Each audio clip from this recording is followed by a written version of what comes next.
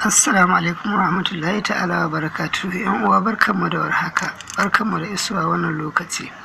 Masoya muna muku fatan alkhairi, sannan kuma farin cikin mu ne a koda yaushe mu samu muku wani abin da yake sabo mu sanar da ku domin ci gaba da kuma inganta rayuwarku. Mun gode.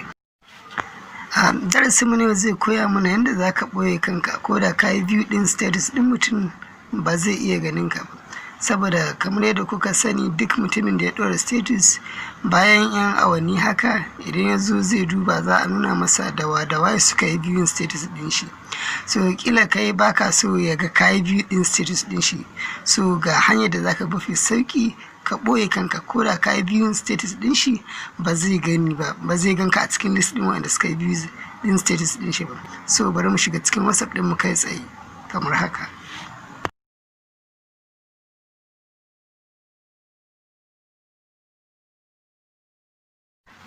Yawa bayan ka shiga sai ka zo nan sama gurin madannan nan guda uku sai ka danna. Bayan ka danna zai bude kamar haka, so sai ka danna nan inda aka rubuta setting. Yawa bayan ya bude kamar haka sai ka shiga nan inda aka rubuta account. Yawa bayan ya bude sai ka shiga nan da aka rubuta privacy. Yawa to gashi nan wurin da kuka ga an rubuta read receipt, kaga idan ka kula ga gashi nan a buɗe. So idan kana so mutum ya daina ganin ka cikin jerin waɗanda suka yi view din status din shi, so sai ka danna off, sai ka dawo da shi ya zama off.